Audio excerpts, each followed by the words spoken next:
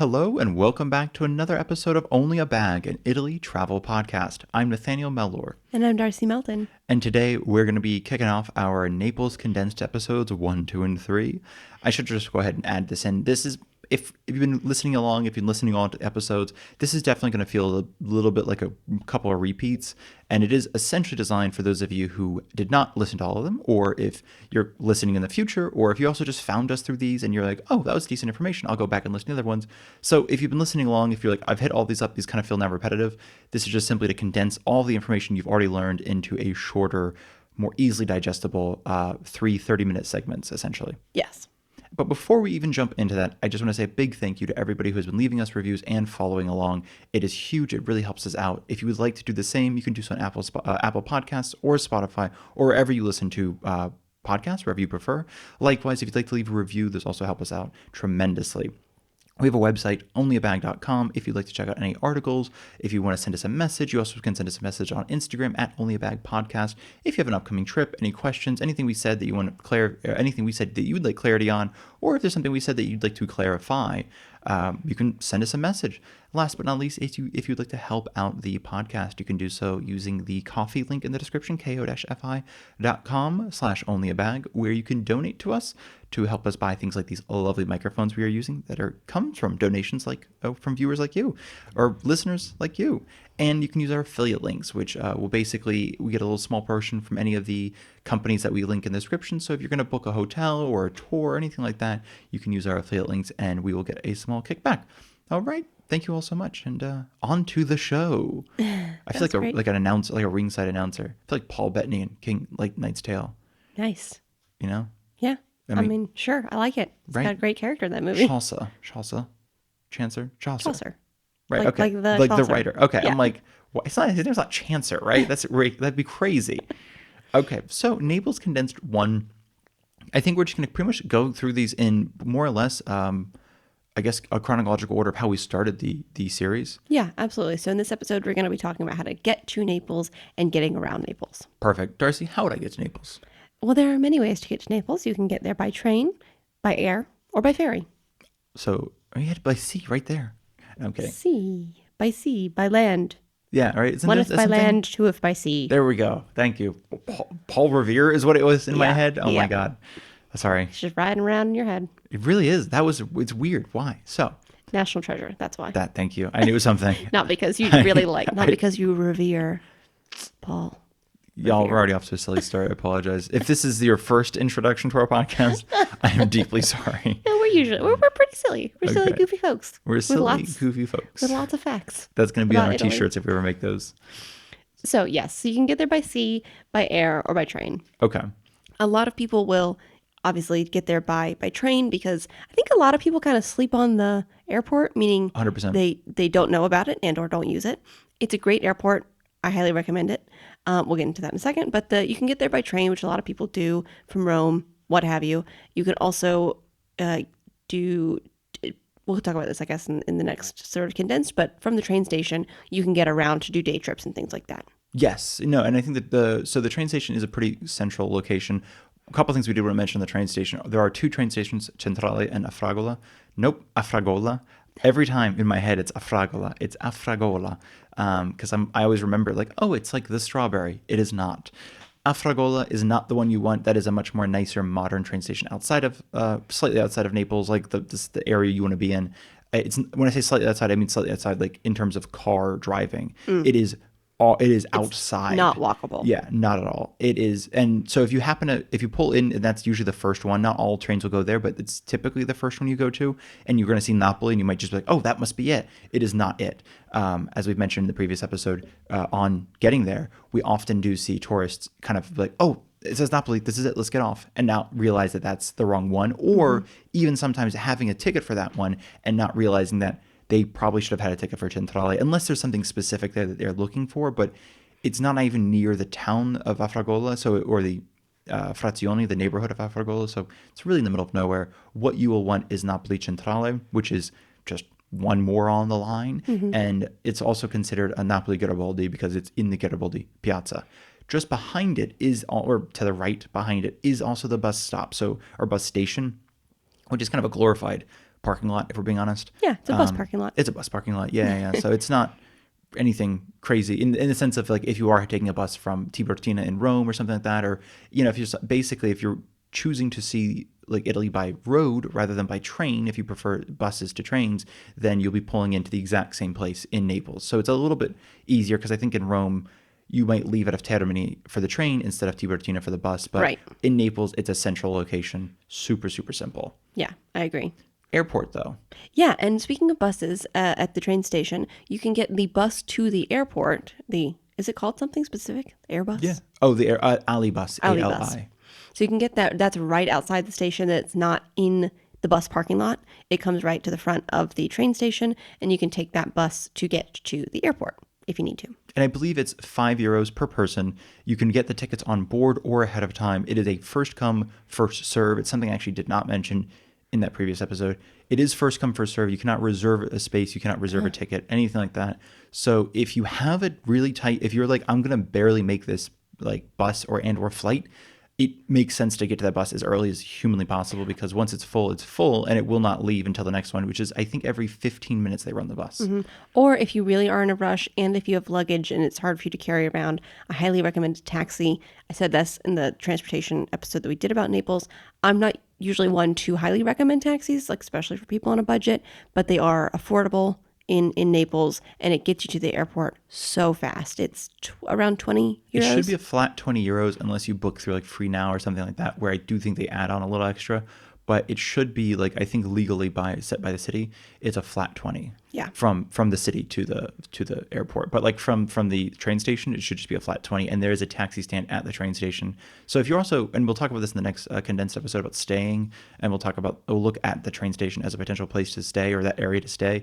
It is nice because it's very much like the beating heart in terms of transportation, not necessarily in terms of like a fun place to stay, but if you're doing day trips or anything like that, and you just need to get in and out.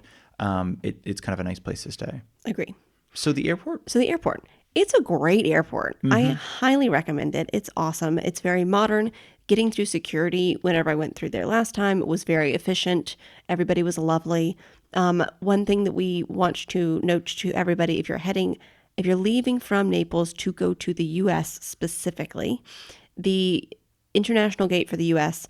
is basically like a waiting room and there's nothing there. Yeah. So once you pass is it passport control? Yeah. Passport control to get to that specific area, you can't get back out. Like you can't leave passport control. There's a bathroom over there. When I was there, the water fountain was not working. And there's one little coffee cart with not great options. So it's kind of a barren landscape over there. So if you want to grab some pastries, if you want to pick up some mozzarella to bring home to your family, you want to get some sfogliatella, which we've talked about, any of that stuff, grab a coffee, do that before you get to that U.S. international gate. Absolutely. It is. Yeah. But that being said, though, I will say for the rest of the airport, even in general, if you don't go through passport control, it is genuinely like a decent airport. It's quite small. It's lovely. It's very much I feel like the airport was built well before people were visiting Naples, if that makes sense, because they did not build it for the amount of tourism they get.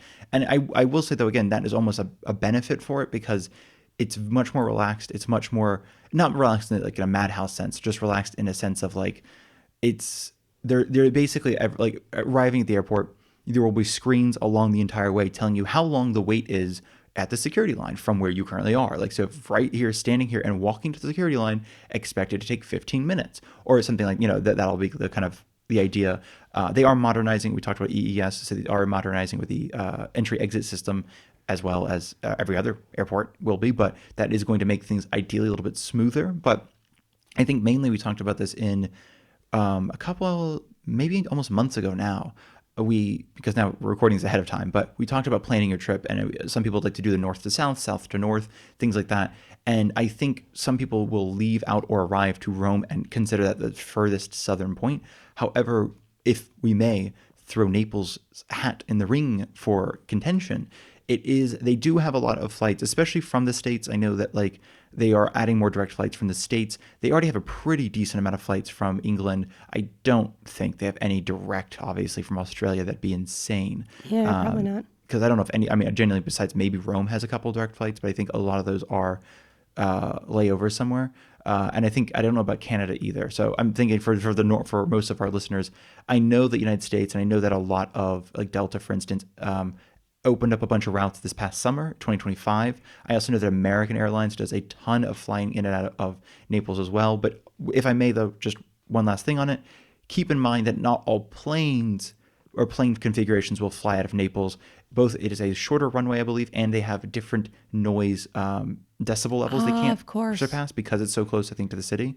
So certain size planes can't fly out of Naples, which is only important because we've talked about certain planes that we like, the Airbus A330, I think, which because it has the 242 seat breaking apart, and we like to sit together without anybody near us. So we kind of like to sit the two seats on the aisle rather than any of the four seats in the middle. But I'm pretty sure they don't fly out of Naples given their size. I think they're too loud. At least I've never found one flying out of Naples. All the companies that usually fly Airbuses fly a Boeing out of there. So these are just things of like if you're kind of concerned about where you're going to sit or what kind of plane you're on or what kind of seat configuration or whatever it is, just to look into, because if you don't see it flying into Naples, it's because it might not. That's a good tip. But that being said, it is genuinely it's such a chill airport. Especially for flying out, it just makes it a lot easier. It's just very little stress. Yeah, absolutely. And fancy too. And fancy too. Yeah. Yeah, it's small, but it's fancy. Yeah, they're not. I don't want you to think like backwater airport. I do like it is modernized. It is sort of like they just put a bunch of money into a very small airport rather than putting a bunch of money into a bad airport to make it bigger. Right. If that makes sense. Yes, absolutely. So speaking of ports, would you like to talk about the seaports? The seaports. The seaports. feel So there are two of them. I don't know what accent I'm doing. I don't know, but I love English it. people are cringing so hard. Like, why do Americans always do terrible accents? That's my English accent. It's the English accent I give to people. It's a very American accent. I'm so sorry, everybody. So there are two seaports. Yes. One of them, I always forget that they're separated by different things, right? They're kind of separated by like some area, like just land more than anything else. But certain kinds of boats come to each I think one has specifically, I do believe cruise ships only come to one of them and not the other. And I don't remember which is which, but their names are Molo Beverello and Calata Porta di Massa. Calata Porta di Massa and Molo Beverello in a very American accent. So if you need to spell it. Yeah, because I realize it's easier to spell with hitting all of the hard consonants rather than soft consonants. And I think like one has like hydrofoils and the other one has more ferries. One has the cruise ships, the other one doesn't. So just checking that out. Because again, I'm only saying that because they're quite close to each other. But if you happen to be taking a cruise to Naples, or if you happen to be taking a ferry out early to Capri or something like that, just to make sure that if you are like getting lodgings there, we'll talk about this in the next episode about staying at the port, to make sure you're near the right one. Yeah, exactly. Because Nathaniel was saying, they are close together, but they are not the same. So it's not necessarily like, oh, if you at the wrong one, you just do a quick little 2-minute jog to the other. Yeah. It is farther than that, right? Yes. Okay. And I think like we've talked about this too, Salerno, not that this is a Salerno episode at all, but those ports are farther apart, even though again, you can get ferries from both of them. You can get I don't think any cruise, maybe a cruise ship comes into the bigger one, but potentially. But it's still like they're farther apart. It's closer together than that. But I think it's also because these ports are much more like in Salerno, the port for a ferry is simply just literally walking out to the end of a concrete pier and stepping on a boat. Mm-hmm. The one in Naples is a bit more like there are passport controls, there are gates and fences and things, because if you're coming from international, they have to have. I had not even thought about that. Entry exit system, things like that. So, and there's a lot of like checks for like trucks and any cars that might have come off. So it's a bit more built up. It's a lot more of like infrastructure. So that's something to keep in mind if you happen to get in the wrong one, that you might want to pop away and get to the other one. Wow. Okay. Really good to know. Yeah. So do you want to talk about getting around to Naples now? Yeah, why not? Okay. So if you have arrived at the port and you're thinking, how do I get to Naples? Never fear. It's actually quite close to the city. Can you walk from the port into the city of Naples? I mean, you could if you wanted to. I mean, technically you're in Naples when you get to the port. Yeah, okay. It's not like Rome or anything like that where you're in a different city. You're very much in the city. In the city of Naples. It's like really, it is attached. And once you leave the port, you'll be pretty much like kind of, it depends where, but you'll kind of be at the southern end of the Centro Storico. Yeah, exactly. Near the Castelnuovo, right? It's kind of near the port? Yeah, it depends. Exactly. Castelnuovo as well is near the port. Which are two different castles, even though they sound very similar. I've learned a lot about those castles over the course of this little mini-series. And yeah, so that you'll basically arrive in town. So if you just want to, if you're also something where if you do happen to arrive by ferry from either like Barcelona or something like that, and you just want to kind of walk straight in, you're there. you don't have to take anything else. Right. So you can also take a taxi. Taxis are a really easy way if you have luggage and stuff to get from the port to your hotel. We've talked about this before, but Naples is great for walking around, but it is not super if you are someone who has a heavy suitcase that you cannot carry. If you're someone who uses a wheelchair or a mobility device, it's very cobblestoney. So just keep that in mind depending on what your needs are. So you might want to Absolutely. take a taxi if you have a heavy suitcase or something like that. Buses you can take. So let's move into the city. So you've come from the port. You're in the city. You can take buses around Naples. How do we feel about buses in Naples? It is. They are. We've talked about buses in Rome in a very positive manner because it can be chaos, but there are bus lanes in Rome. They do tend to get the right of way. They do tend to run on time more or less, usually within 10 minutes of, sometimes it's super late, but then you'll have to get the next bus, but they do tend to run pretty on time. Around rush hour, they can be kind of strange, but in Naples, most of the tourism areas don't have bus lanes, dedicated bus lanes. So they're stuck in traffic. Yeah, the streets are just too small. Yeah, it's a little bit, their signs for buses are a little bit less clear. They're not as kind of clear about what's coming when and which direction. It's a little bit less, it's a little more obfuscated. Google Maps still works, but because the buses themselves are less sort of consistent, I think it's a less consistent or reliable form of transportation. Yeah, I agree. It is also, I mean, there's also an argument to me too that a lot of when we talk about we talk about getting around Naples, when we first talked about getting around Naples, or even when we talked about like what to do in Naples, we talked about walking. We talk about walking a lot for Naples because a lot of it is kind of tiny streets in the Centro Storico, or the tiny streets of the Spanish Quarter, or going up into Vomero Hill, or walking along the waterfront of Chiaia. So wherever you are, you're pretty much walking. And I think with the bus, it's if you're using them if you have like a specific intent, like all right, to save some money, to save 80, 90 bucks a night, we stayed a little bit north in Naples, like still firmly in Naples, but just a little bit outside of the busyness. So we're going to take a bus down every day into wherever. That I think is a valid form of using a bus. But by and large, I find that they're a bit not trustworthy, but like you Not can't reliable. not reliable. Yeah. So Yeah. I think. Which is all simple to say, they are, when you get out slightly outside that main area, they are, because there are bus lanes, and then they kind of, things start opening up a little bit. So obviously for people living and working in Naples, they work really well. But if you're visiting Naples, it's kind of like you can't really take a bus to the Spanish Quarter. They Yes. can't go on Via Toledo, which is a really popular walking street. They can't go through the Centro Storico, like in any way that actually matters. Spacca Napoli, which we talked about, is the Naples splitter. It's the street that splits Naples. I think that's pedestrian, or not pedestrian only, but like not buses. Yeah, I buses think cannot cars get can go through there, there. but buses can. So yeah, I think this is all simply to say that buses are a valid option, but it's not one that I would recommend using unless you have a specific use in mind and you know what you're doing. Yeah, I agree. And if you are dedicated to trying to take a bus, if you arrive at the port, I just want to make a note, there are bus stops outside of the port. They're not, like if you have heavy luggage or anything like that, you will have to walk a bit to get, up to the main street that goes kind of around at the edge of the city where it meets the port. You can get a bus there, just as a note. There's also, I think, I'm actually going to looking at the map just for clarity. Municipio is a local, going into subways, is a local subway stop.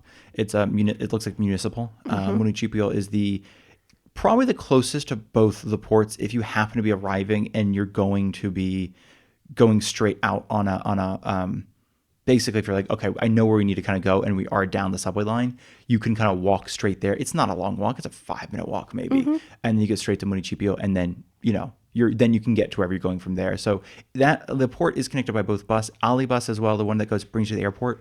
You can take it if for some reason you're staying around like the train station. You can actually take the Alibus from the port to the train station. Oh, cool. Because it originates at the port, then goes to the train station, then goes to the airport. Oh, that's super neat. Okay, So cool. you can take a dedicated bus as well. There are ways of getting around. So the port is, again, while it's a bit like industry right in the middle of this old city, there are ways to access the city from it that are very pain-free, if that makes sense. Yeah, awesome. So if you choose to take the subway, let's talk about the subway in the city of Naples. Okay. It is there. It is there, yes. It has several stops. You can use it to get around. A bit like the buses, it's not as reliable as some other major cities. It seems to me that the metros don't come, like the trains themselves, they don't come as often as in some other cities. It's always crowded, I think, because they don't come as often and people need to use it. So it's just constantly packed. The vibe is aesthetically New York in the 80s. Yes, for sure. It is very, very loud. They always have the windows, those little top windows open. It's not a modern train car, essentially. And I think there's some are technically, but most of them are not. Oh, okay, but some are? I think some are. I Okay. think they're like they use old rolling stock as well as newer rolling stock. But by and large, most of it is older. I don't know if they're currently still working on the subway system. We talked about this before. It looks like a loop. It's not a loop. They're trying to make it into a loop so that you can have trains kind of running both ways constantly in a loop, which makes sense rather than like point to point, which is what Rome does, for example. They have not completed the loop. I think by 2026 they want to finish it. 2026? Next year, yeah. Dang, So it's super okay. soon, yeah. And that could change it. I also assume, like I think a lot of other people assume, they're going to get new rolling stock then because they're like, why not just update everything when you finish the loop? Like right now, it looks like if they're spending money specifically on finishing the thing, they're not going to spend money on newer trains, especially in a year or two if newer, better, whatever, more efficient trains come out. However, that being said, for the subways, I do recommend it on certain ones. Like Via Toledo, for instance, has, I thought, just as a fascinating stop for a variety of reasons. One, it's the deepest subway stop in Italy, a 45 meters, I believe, which is just straight down. It's just escalators over a yawning open space. There's nothing. Good way to describe it. It is a void. Yeah. Yep. It is. But I will also mention too, or want to mention too, that so the Naples subway stations are almost, a lot of the ones in the tourism area especially are art subway station, like gallery subway stations, this kind of thing. They hired artists, I think in the late aughts, early teens, early 20 teens for basically not decorating, but designing really beautiful subway stations. I think Via Toledo, speaking of, is often voted in Europe as one of those beautiful subway stations. Yeah, So it it's is cool. worth it, like, to be it for there. And it's just, again, I do keep pushing this because if you're coming from Rome, especially, we've talked about the Rome subway stations, or subway system rather, a lot for being super quick. It's like every 2 minutes there's a subway. So if you miss one, or a metro, so if you miss one, you're not waiting around a long time. Even if it's packed with people, there's constantly coming. It's just the one in Naples kind of felt like if you miss it, you might as well walk because you'll get there sooner. Yeah. One cool thing, though, is that according to me, not according to very specific terms, but the Naples subway station is the oldest in Italy, right? Or not, System? sorry, system, yes. Because before it was technically a metro, it was an underground train. Yes. So people say that the Rome metro is the oldest metro in Italy, right? But Because that's, technically when it was built as a metro system, not as an underground train system. but I think Naples wins because they had a actual train under the ground. Which Like is in crazy. the 30s, I think. Yeah. Yeah, No, it's absolutely wild. crazy. And then, of course, later, much later, 20, 30 years later, they were like, okay, what about if it's the metro?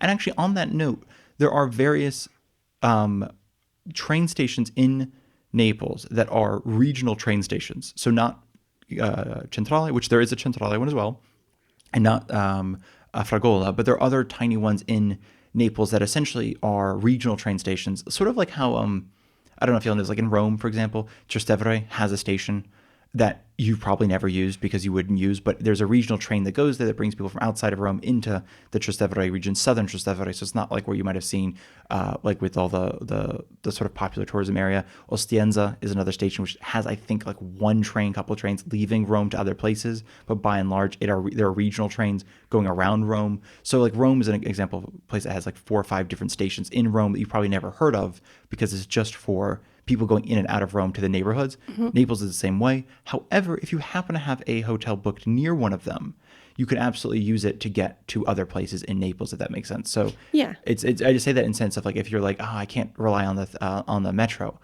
But if you happen to be near, I can't think of any stations off the top of my head. I apologize. But if basically it's still how it works is if you're in Naples and taking that train to somewhere in Naples, you only pay metro price. You don't pay That's cool. train price, if that makes sense. And So it's like taking, like if the LIRR went through a couple different stops of New York. it's exactly taking LIR from the Atlantic stop in Brooklyn, Atlantic City, I think is what it is in Brooklyn or something like that. Atlantic Terminal in Brooklyn to Penn Station. Yeah, but instead you of only taking pay subway. the metro price. Exactly. That's exactly what it's like. Thank you. That's brilliant.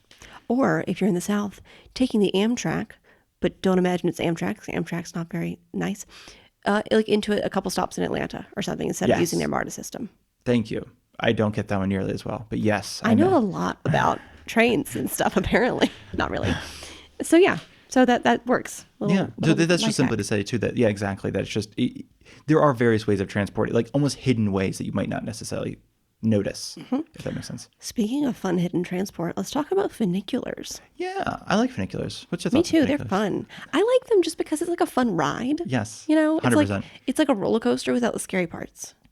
It just goes up or down, depending. Yeah, exactly. But very slowly. Yeah, it's actually, so I thought it was interesting too. They're listed as true funiculars because they have a counterweight system, Which is so cool. Yeah, rather than like I guess the other ones have reels at one side and the other, so it kind of winds up and then winds down or something like that. I'm not sure. Like a motor that pulls it up or down potentially. And this is more of a counterweight system. It's genuinely, it's actually silly, but it's a lot of fun with, I say with kids or anybody who likes funiculars. It's kind of just fun because some of it's in a tunnel, but most of it's not in a tunnel, and you're just slowly going up, and it's windows everywhere, so you can kind of see where you're going.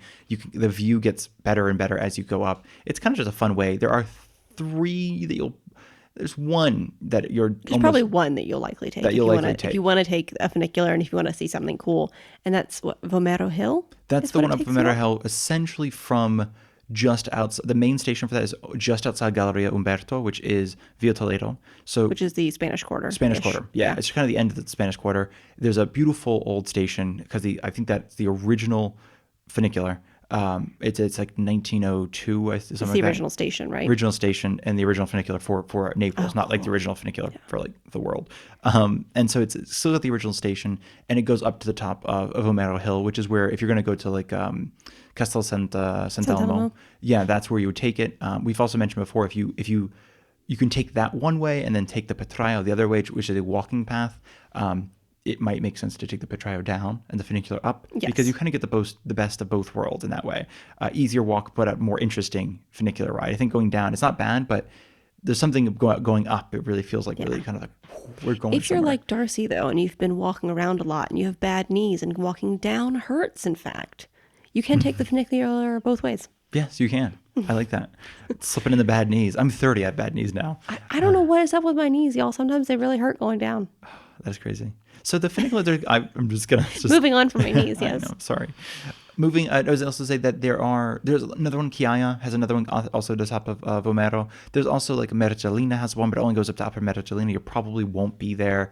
So there are other funiculars, but essentially there's only the main one is, I think it's called Centrale, and that is the central line. So that's the oldest, but it's also the most usable one in terms of doing it. It's the same price as I believe the same price as subway ride. It should be, last I checked, which was very recently, all transportation in Naples runs off the same price. So a subway ride, bus ride, tram ride, funicular are all the same price. And you're like, tram?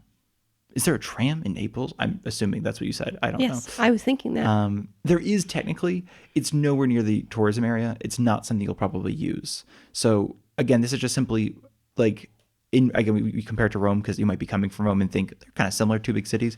It's just, I think Rome definitely was built with public transportation in mind. They have a very complete system.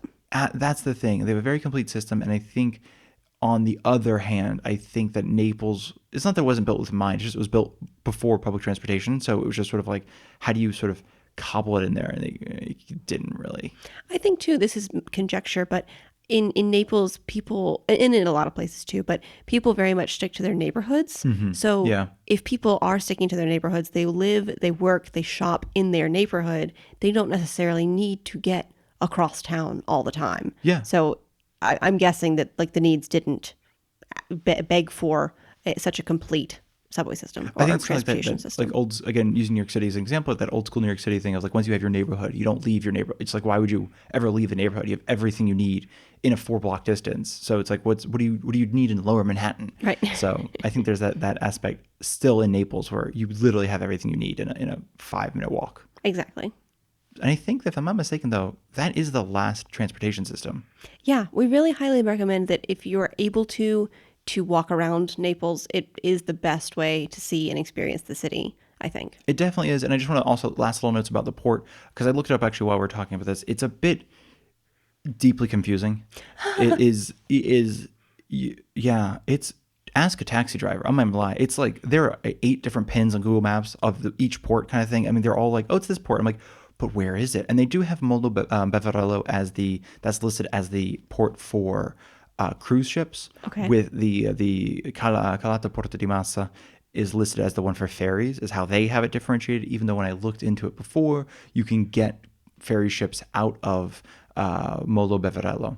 Okay. In either case, and it's near-ish, by the way, to Castel dell'Ovo, but not really. Oh, I just okay. want I to throw thought that it was there. closer. Castel dell'Ovo has a port. It's not one that you're going to go to. It's a different one.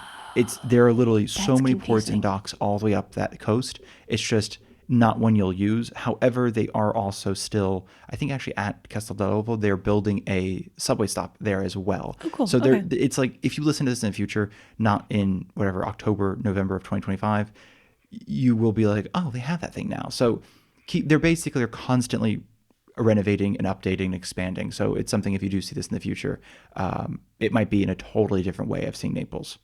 Cool. But so potentially the easiest thing to do if you need to use the port is to use a taxi Absolutely. because Honestly. it's really confusing. Okay. Yeah. Good tip. That's that, or a bus that's dedicated, bring you to the one you need, honestly. Cool. And that's same thing for ferries. If you're taking day trips, honestly, just maybe figure out or potentially some of the ferries might have like a little pin, like here's where you get our ferry. Yes. Don't get confused. Yes. That might be better as well. But otherwise, I would almost take a taxi or a bus that goes specifically to that one, because they are next to each other, quite literally. But when you're in one, it's going to take forever to get to the other one. This is a good time, I think, to say that get acquainted with Google Maps. If you don't use, I'm not repping Google. It's not like an amazing angel company. They do bad things.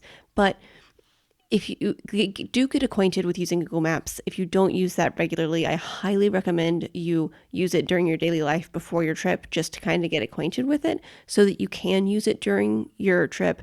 It is invaluable to be able to use Google Maps to see exactly where you need to go, to track where your train is going, where your taxi is going, where you need to walk in order to get places. It's really, I cannot recommend it enough. Absolutely. No, I think that's actually a great little shout out for a company that doesn't need a shout out, but for real, it's been an invaluable tool. Absolutely. And I think that's everything. Yeah, that's everything for getting to and around Naples. Thank you all so much, and we'll see you next week for part 2 and 3. Yeah, tanti abbracci.